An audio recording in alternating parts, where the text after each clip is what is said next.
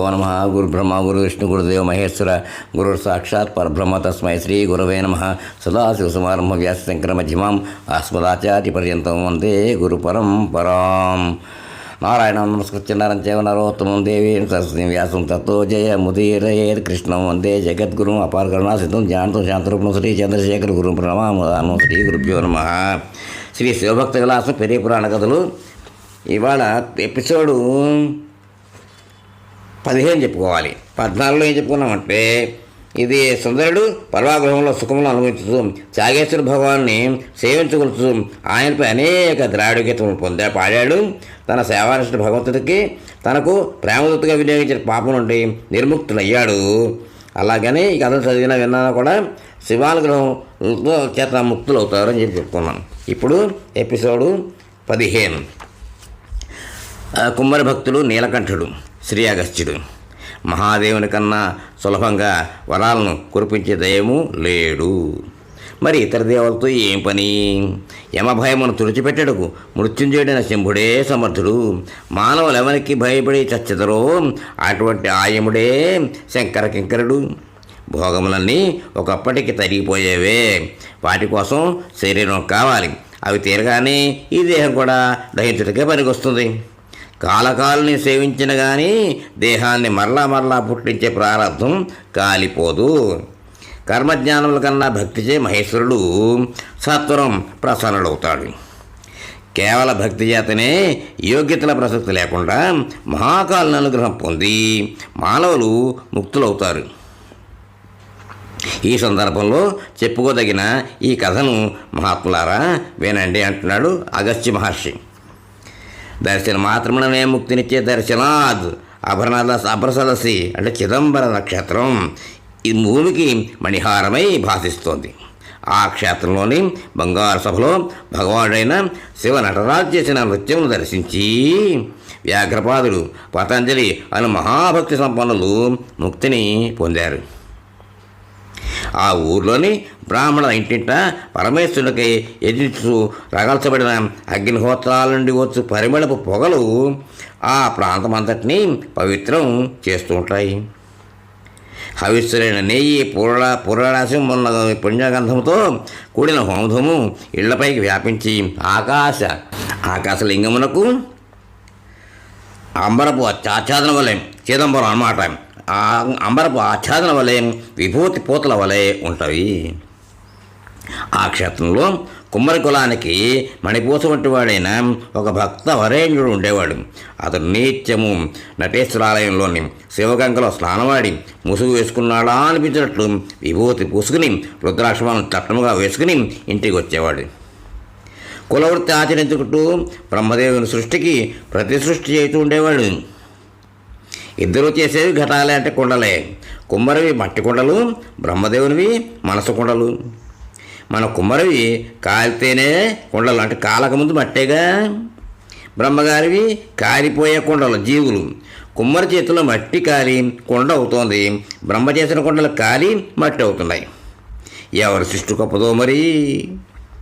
భక్త శిఖామణి అయిన అతడు తన పనులు చేసుకుంటూ ఉన్న నిరంతర శివ పదారవింద ధ్యాన తత్పరుడై హసతతం మహాపంచాక్షరీ మంత్ర జప పారాయణుడై ఉండేవాడు. శివభక్తులకు శివయోగులకు అతడు బియ్యము, ధాన్యము, అన్నము పంపేవాడు. తాను శివ ఆనందములు అలవోకగా నిర్మించిన కుండలు, ముకుళ్ళు, కడవలు, అన్నపాత్రలు దానం చేసేసి బ్రహ్మానందం పొందేవాడు. శివభక్తులందరూ శివమూర్తులే అని వారెప్పుడు ఏది అడిగినా లేదనక ఇచ్చేవాడు. అతని భార్య శివభక్తిలో పాతివ్రత్యంలో మేటి అయి అతనికి సహకరిస్తూ ఉండేది. బిడ్డలు లేని లోటును ఈ స్వేచ్ఛగానే భావించి ఇద్దరు నిశ్చింతగా ఉండేవాళ్ళు. అతడు సాయంకాల వేళల్లో శివకథాశ్రవణం చేస్తూ తన్మయత్వంతో ఉండిపోయేవాడు. ఒకసారి అతనికి అదృష్టవశాత్తు స్వప్నములో శివ సాక్షాత్కారం అయింది. ఆ దివ్య రూపంలో అతనిని మిక్కుటంగా ఆకర్షించినది శివుని నీలకంఠం. కాలకోట కాంతి సంతతులతో విరాజిల్లే ఆ అద్భుత దృశ్యం చూచి అతడు జగమంతా నీలకంఠమయంగా భావిస్తూ ఉండేవాడు.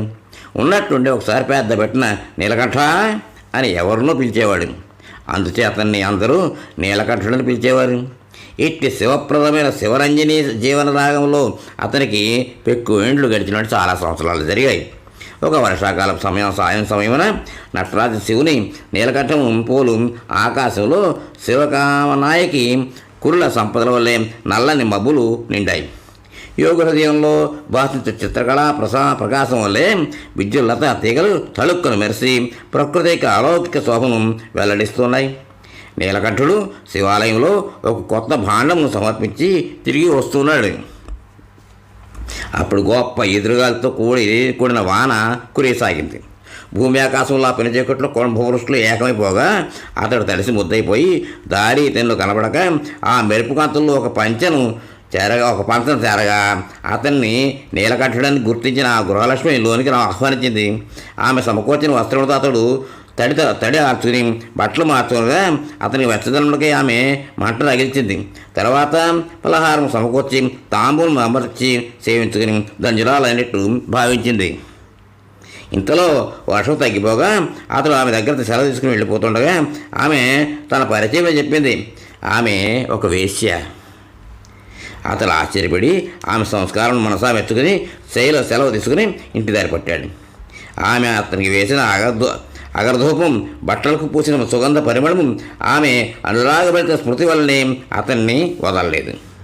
ఇల్లు చేరగానే అతని ప్రియపత్ని అతనికి పరిమళం చిందించే ఆ పొడి వస్త్రములు ఎక్కడివి అని ప్రశ్నించింది. అతను ఆమెకు ఏ విషయం దాచగా జరిగిందంత చెప్పగా ఆమె స్త్రీ సహజమైన అనుమానంతో అతను నిలదీసి, నీకు ఈ వేషాలంపటం చాలా కాలం నుంచి ఉండాలి. ఇంతకాలం పరమపవిత్రులని భావించి నిన్ను సేవించుకున్నాను.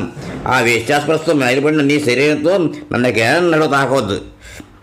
ముట్టుకున్నావో శ్రీ నీలకంఠేశ్వర మీద ఒట్టే అని తీవ్రంగా నిందించింది. ఆమె అకారణ ఆవేశానికి అతనికి తిక్కరేగి, ఈ శరీరం రాలిపోయేదాకా నిన్ను అంటం లేపో అనేశాడు. ఇలా వారిద్దరూ ఒకరి నుంచి మరొకరు భీష్మప్రతిజ్ఞలు చేసుకుని ఒకే ఇంట్లో నివసిస్తున్న ఎవరికి వారే యమునా తీరే అన్నట్లు జీవించసాగారు. లోకం దృష్టికి వారు సంసారులు. వారి సంగతి వారిద్దరికీ ఆ మూడో గంటకే మాత్రమే తెలుసును. అలా కాలం గడిచి వారిద్దరూ వయసు మళ్ళినది. వారి ఇంద్రియ నియమంలో ప్రతిజ్ఞలో ఏమార్పు రాలేదు. అయితే పరమేశ్వరుని మాత్రం ఇక నిగ్రహించడం సాధ్యపడలేదు. మాయ చేసి వారి విషయమును బట్టబయలు చేసి ఎట్లాగైనా ఇద్దరిని ఏకం చేయాలని తీవ్ర చాపల్యానికి లోనైపోయాడు. ఒకరోజు నటేశ్వరుడు శివయోగి వేషంతో వీరింటికి రాగా నీలకంఠుడు అతన్ని ఆదరణతో ఆహ్వానించి పూజించి నమస్కరించాడు. వేగంగా అతనికి తాను చేయగల సేవను తెలపమన్నాడు. అప్పుడు నటరాజు అతను ఒక గర్వంగా చూసి, నాకు యోగులందు కానీ లౌకిక విషయాల్లో కానీ కోరిక లేదయ్యా. నీలకంఠ వినబోయ్, నా వద్ద ఉన్న ఈ పాత్రను చూసావా? ఇది నా తపస్సుకు ఫలితం. నా కోరికలన్నింటినీ పుష్కలంగా తీర్చగలదు. ఇది నీ దగ్గర భద్రపరచాలి. నేను దేశాంతరం పోయి వచ్చాక మరలా తీసుకుని వెళ్ళగలను. జాగ్రత్త సుమా, నా తపోఫలం అని చెప్పి త్వరగా వెళ్ళిపోయాడు. నీలకంఠుడు ఆ పాత్రను కళ్ళకద్దుకుని నెత్తిపైన పెట్టుకుని ఎవరికి అందరా అని రహస్య ప్రదేశం దాచేశాడు. ప్రతిదిన పని కాగానే దాన్ని భద్రంగా చూసుకుంటూ తృప్తి పడుతూ ఉండేవాడు. పిల్లలు లేని అతనికి ఆ పాత్రే బిడ్డ అయిపోయింది. కొంతకాలంలో శివయోగి నీలకంఠుని వద్దకు తిరిగి వచ్చాడు. తీర్థయాత్రలు దిగ్విజయంగా పూర్తయ్యాయి కాబోలు తమ పాత్రలు వెంటనే తనకిమ్మని కోరాడు. నీ మేలు నేను మర్చిపోను, నీకు కావాల్సిన బహుమతి కూడా పట్టుకొచ్చాను అన్న ఆశ పెట్టాడు. నీలకంఠుడు అతను మర్యాద చేసి కూర్చుండో పెట్టి సత్కారమైన తర్వాత లోపల వెళ్ళి పాత్ర కోసం చూడగా అది కాలం తీరిన దేహం వల్లే మాయమైపోయింది. అతని గుండె చల్లుమంది. ఇల్లంతా వెతికిన చోటే మరలా తరచి చూసిన బహిర్ముఖ దృష్టికి ఆత్మలే అగుపడలేదు. భార్య కూడా తెల్లమొహం వేసింది. అతను భయంగానే యోగికి సత్యాన్ని చెప్పాడు. అతడు భయపడినంత అయిపోయింది. శివయోగి మండిపడుతూ అతనితో, ఓరి కపట భక్తుడా, ఇదాను గడిపే జీవితం, గొప్ప భక్తులు అని పేరు సంపాదించింది ఇతరులను వంచడానికేనా అని నీలకంఠుడు దూషించసాగాడు. నీలకంఠుడు అతని బ్రతిమలాడుతూ, అయ్యా కష్టపడద్దు, మీకు ఇంకో పాత్రను అటువంటి దాన్నే సమర్పించుకుంటాను, దయ ఉంచండి అన్నాడు. యోగి కోపం తారామండలం సాకింది. నీ ఎక్కువలా నీ కపట వ్యాపార ఉపాయాలు ప్రయోగిస్తావా? కామదేవులను కాజేసి దొండపోతున్న అట్టగడతావా అని ఈ ప్రకారం అతన్ని అనడా అనే మాటలు ఉంటే కాక చుట్టుపక్కల వారిని కూడా కూడగట్టేశాడు. నీలకంఠుడు అతని కాళ్ళపై పడి, అయ్యా, నేను చెప్పేదంతా నిజమేనని ప్రమాణం చేస్తున్నా. మీ మాటలకు నాకు రోషం వచ్చట్లేదు. మీరు ఏ శిక్ష విధించినా నాకు అది సమ్మతమే అని బహుదీనంగా వేడుకున్నాడు. ఇలా కన్నీరు ముందే బతిమలాడుతున్న నీలకంఠుని పట్ల యోగి కొంత శాంతించి, సరే, నీ మాటను నేను ఇప్పటికీ నమ్మలేదు, అయినా ప్రాధాయపడుతున్నా కాబట్టి ఈ విషయము శివగంగలో స్నానం ఆడి నీ బిడ్డపై ప్రమాణం చేసి చెప్పు అన్నాడు. కుమ్మరి తనకు సంతలు అటు పిల్లల సంతలు ఏదన్నాడు యోగి. అదే వింతగా ఉన్నట్లుందే. అయితే ఎట్లయితే నీవు నీ భార్య చట్టాపట్లా వేసుకుని శివగంగలో స్నానం చేసి నటరాజ దివ్య సన్నిధిలో శపథం చేసేతో నమ్మేదను, లేదా మోసపోయానని స్పష్టం అని నిష్కర్షగా చెప్పేశాడు. కుమ్మరి సందిగ్ధంలో పడ్డాడు. తాను భార్యను తాకి ఎన్ని దశాబ్దాలైందో వల్ల కాదు పొమ్మన్నాడు. శివయోగి పెద్ద రభస్ చేసి విషయంలో రద్దు చేసాగాడు. చిదంబర దీక్షితులను, సౌమ్యాదులను, ఇతర పెద్దలను కలిసి సంగతి చర్చించి న్యాయం అభ్యర్థించాడు.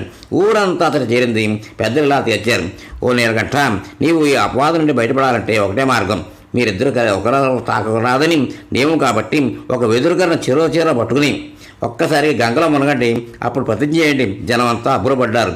కుమారి దంపతుల నోట కఠోర వింత నియమం విని. ఇక్కడితో ఈ ఎపిసోడ్ విరామిద్దాం. తర్వాత కంటిన్యూ చేద్దాం. స్వస్తి.